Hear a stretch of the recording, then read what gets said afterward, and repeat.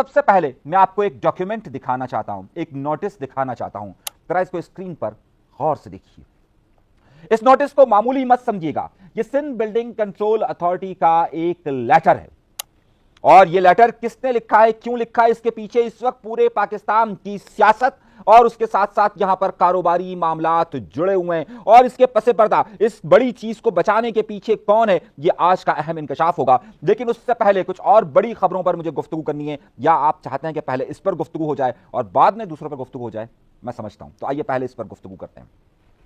بحریہ ٹاؤن کسی سے ڈھکا چھپا نام نہیں ہے, اور بحریہ ٹاؤن کا مالک ملک ریاض کسی سے ڈھکا چھپا نہیں ہے.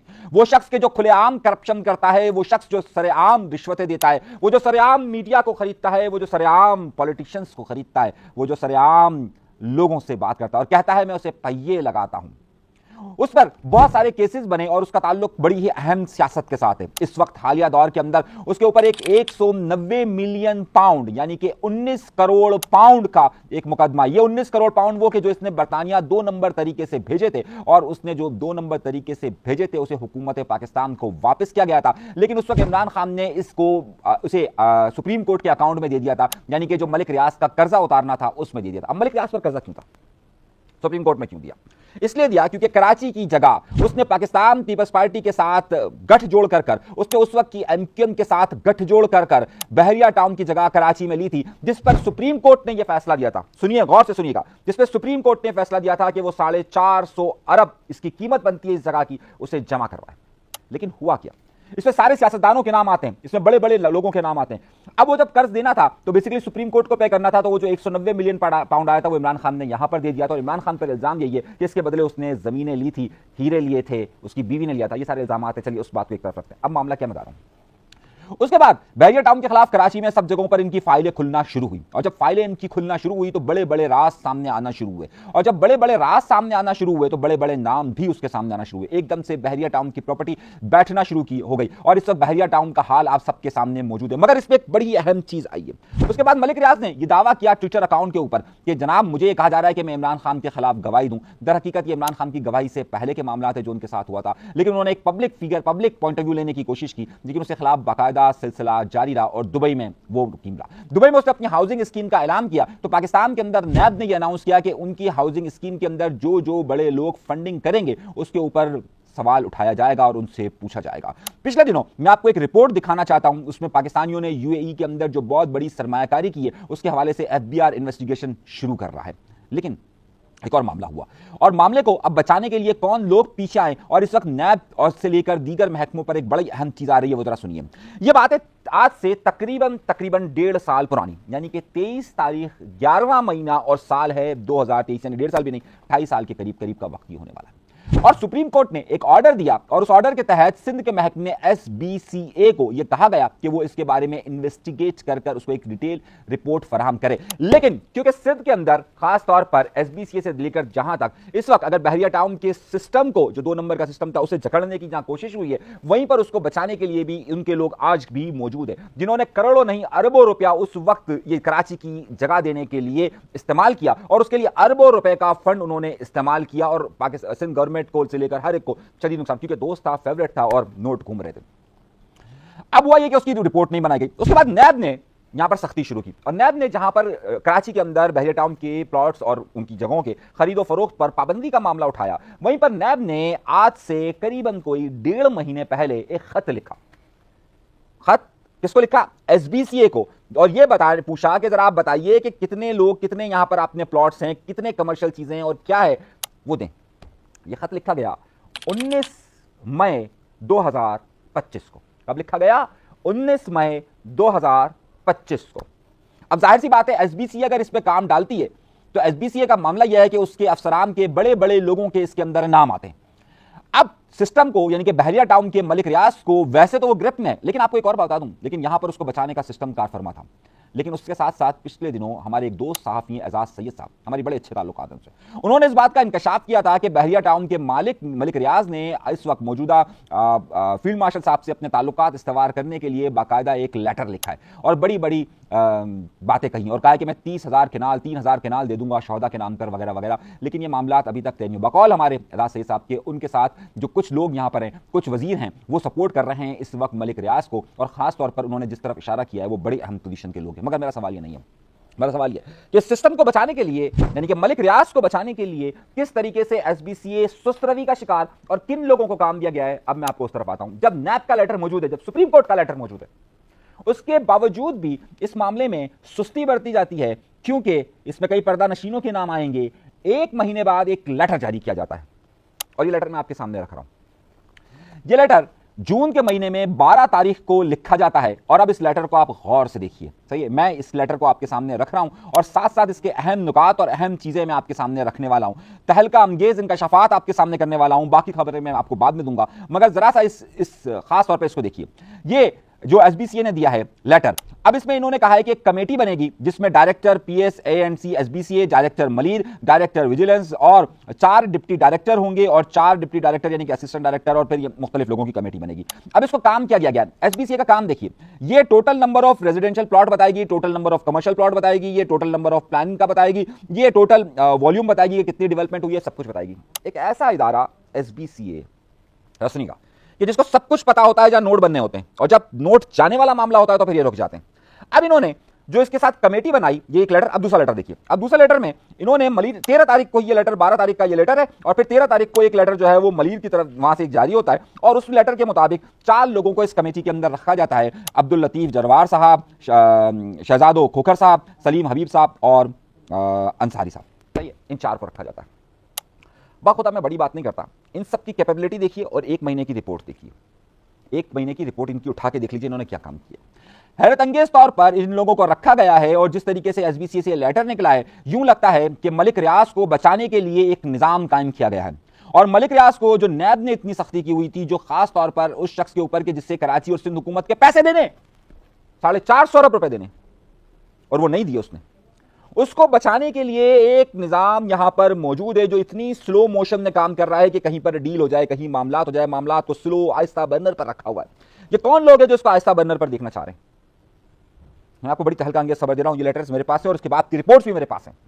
میں آپ کو بتا سکتا ہوں کہ ایس بی سی ایس میں کہاں کہاں یہ کن کن لوگوں کے ذریعے اب تک کی غلط رپورٹنگ کر رہا ہے۔ کیوں؟ کیا اس کے پیچھے سندھ حکومت کے کچھ اعلیٰ لوگ موجود ہیں یا پھر کوئی اور معاملہ ہے؟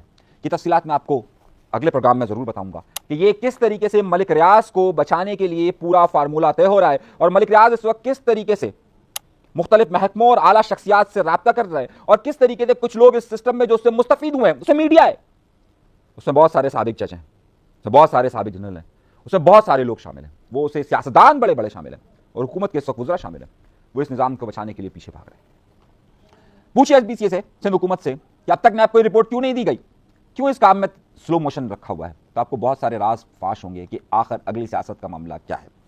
اگلی خبر پر آئیں، ان لوگوں کو جن لوگوں کو اعتراض ہے، ایک ویڈیو بڑی وائرل ہوئی کیپٹن ایمان صاحبہ کی، ذرا اس ویڈیو کو دیکھتے ہیں پہلے۔ آپ کو پتہ ہے پاکستان آرمی میں نا ایک بڑا امپورٹنٹ کورس ہوتا ہے اسٹاف کالج کا، اس میں ایک کتاب ہے 1971 1965 ایک جنگ کی کتاب ہے، اور اس کتابوں میں کیا ہے، اپنی تعریفیں نہیں ہے، کیا ہے ان کتابوں میں اکاؤنٹیبلٹی ہے، ہر چیز کی اکاؤنٹیبلٹی ہے، and every officer of Pakistan army goes through that book. Why? سب سے پہلی بات سیلف اکاؤنٹیبلٹی ہے اس ادارے میں۔ نمبر 2، میں نے یہ نہیں کہا کہ آرمی جو بھی کرتی ہے صحیح کرتی ہے، میں نے کہا جو کرتی ہے وہ پبلک انٹرسٹ میں کرتی ہے۔ ہمیں سے کچھ لوگ ہوتے ہیں ویلیڈیشن چاہتے ہیں ہر وقت، لیکن آپ میں سے وہ اسٹرانگ لڑکی کون ہوتی ہے جس کو ہر کوئی آئیڈیلائز کر رہا ہوتا ہے کلاس، یار یہ لڑکا جو ہے نا یہ نڈر ہے، وہ کون ہوتے ہیں؟ جن کو ویلیڈیشن نہیں چاہیے ہوتی، جن کو اپنے دماغ میں پتا ہوتا ہے what is right and what is wrong. Where we stand today is it because of Pakistan Army? No, it's not. Where we stand today is the collective effort of every institute. اس video میں بظاہر کوئی ایسی بات نہیں بلکہ صرف پاکستان کے حوالے سے گفتگو کی گئی ہے، لیکن یہ ویڈیو بہت زیادہ وائرل ہے، اور خاص طور پر ہمارے ہاں پر کچھ لوگوں کا کام یہ ہے کہ روزانہ کسی ایک چیز کو اٹھاتے ہیں اور اس کو ڈسکس کرنا شروع کر دیتے ہیں۔ ایک عام سی ویڈیو، ایک عام سا معاملہ ہے، ایک عام سی گفتگو ہے کہ کوئی اگر کہیں جا کر کسی کو موٹیویشنل اسپیچ دے رہا ہے تو بس ٹھیک ہے، کوئی مسئلہ نہیں، لیکن اس موٹیویشنل اسپیچ کو کچھ لوگ کسی اور طرف سے بنا کر پیش کر رہے ہیں جو کہیں اور اسکور برابر کر رہے ہیں۔ اب دوسری طرف بڑا معاملہ چل رہا ہے، جب سے یہاں پر تحریک انصاف کے درمیان جھگڑوں کا سلسلہ شروع ہوا ہے، اس میں ایک نیا رنگ آنا شروع ہوا ہے۔ نیا رنگ کیا آنا شروع ہوا ہے میں آپ کو بتا رہا ہوں، ذرا غور سے سمجھیے اور غور سے سنیے گا، دیکھیے گا۔ آئیے میں آپ کو ایک پریس کانفرنس دکھاتا ہوں۔ سب سے پہلے آپ یہاں رکیے اور اس پریس کانفرنس کی اس تصویر کو غور سے دیکھیے, آپ غور سے دیکھیے, آپ کو سمجھ میں آئے گا. درمیان میں کون ہے جو مین اسپیکر ہے؟ علی امین گنڈا پور, خیبر پختونخوا کے وزیر اعلیٰ. بائیں طرف کون بیٹھا ہے؟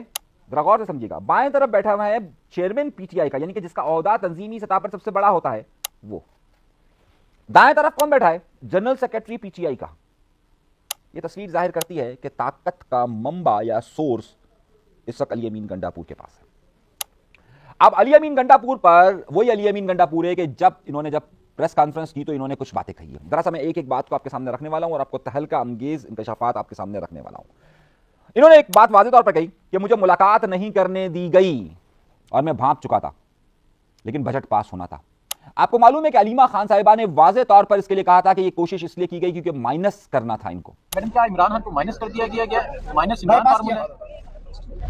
خان صاحب نے تو کہا تھا میرا اپروول ہوگا. میرا خیال ہے مائنس ہی ہوگا. علی امین گنڈا پور اپنی وضاحت دیتے رہے کہ نہیں جی میں تو اسی طرف چاہتا ہوں. پھر انہوں نے ایک بات کہی کہ 9 مئی سے پہلے انہیں اٹھایا گیا تھا اور اس وقت ان سے کہا گیا کہ وہ عمران خان کے خلاف بیان دے. میں 9 مئی سے پہلے گرفتار ہوا تھا اور نفرت جو ہے عمران خان کے خلاف تحریک انصاف کو ختم کرنے کی سازش اس وقت سے شروع تھی, کیونکہ جب مجھے اٹھایا گیا تو مجھ سے عمران خان کے خلاف ہی بیان دینے کے لیے ٹارچر کیا گیا اور مجھے اس کے اوپر اتنے پورے پاکستان کے چکر لگوائے گئے کہ آپ عمران خان کے خلاف بیان دیں, آپ مشرف کے خلاف بیان دیں اور آپ تحریک انصاف کو چھوڑ کر اپنا وہ راستہ اختیار کریں. میں آپ کو یہ بات کی گارنٹی دے رہا ہوں کہ 9 تاریخ تک یہ ماحول نہیں تھا کہ تحریک انصاف کے لوگ اسٹیٹمنٹس دیں. اس وقت اسٹیبلشمنٹ یا مقتدرہ قوتیں اس طریقے سے ان پر آپریشن نہیں کر رہی تھی. یہ سارا معاملہ شروع ہوا 9 تاریخ کے بعد. لیکن علی امین گنڈا پور کا مسئلہ تھا کہ اس وقت آ گئی تھی پی ڈی ایم کی حکومت. انہوں نے بلاول کے خلاف بہت کچھ کہا تھا, انہوں نے مریم نواز صاحبہ کے خلاف بہت کچھ کہا تھا, انہوں نے مولانا صاحب کے خلاف بہت کچھ کہا تھا. تو یہ تو بنتا تھا اس وقت اس معاملے کا تعلق نہیں تھا کہ پارٹی میں تبدیلی, کیونکہ 9 تاریخ سے پہلے پی ٹی آئی کو تقسیم کرنے کے فارمولے اس وقت نہیں ہو رہے تھے. 9 تاریخ کے بعد سارے فارمولے طے ہوئے تھے. حقیقت یہی ہے. لیکن علی امین گنڈا پور اس وقت یہ بات کہتے ہوئے نظر آتے ہیں کہ میری حکومت اگر گرانی ہے تو گرا کر دیکھ لو, میں دیکھتا ہوں کہ کون ہے, اور اس میں اداروں کے نام لیتے ہیں. وہ سنیے, میں چیلنج دے رہا ہوں آپ کو غیر آئینی طریقے سے. تو آپ نے ماشاء اللہ بھی لگائے ہیں اس ملک میں, بار بار لگائے ہیں. آپ نے اس ملک میں گورنر راج بھی لگانا ہے, وہ بھی غیر آئینی کام ہے, آپ لگا لو. آپ کنویکشن کر کے ہمارے سارے بندوں کو جیلوں میں ڈال دو, یہ بھی غیر آئینی کام آپ کر لو. لیکن میں آپ کو چیلنج دے رہا ہوں اور پوری قوم اور پوری دنیا سن لے اس کو کہ تمہارے میں اگر زور ہے, میں تمہاری طاقت کو بھی چیلنج کرتا ہوں, تمہاری زور کو بھی چیلنج کرتا ہوں, تمام اداروں کو بھی چیلنج کرتا ہوں. وہ ریاست جس کو میں چیلنج کبھی بھی نہ کروں کیونکہ ریاست ماں ہوتی ہے, لیکن وہ ریاست جو ماں کے بجائے اب فلوریت پہ اتری ہوئی ہے, میں اس ریاست کو پوری کو چیلنج کرتا ہوں کہ اگر تم لوگوں نے سیاسی طور پر عمران خان کی یہ امانت مجھ سے گروا لی یا آپ نے اس حکومت کو ٹبل کر کے دکھا دیا تو میں سیاست چھوڑ دوں گا. اب تکڑے ہو جاؤ, ساری پارٹیاں بھی تکڑی ہو جاؤ, سارے ادارے بھی تکڑے ہو جاؤ.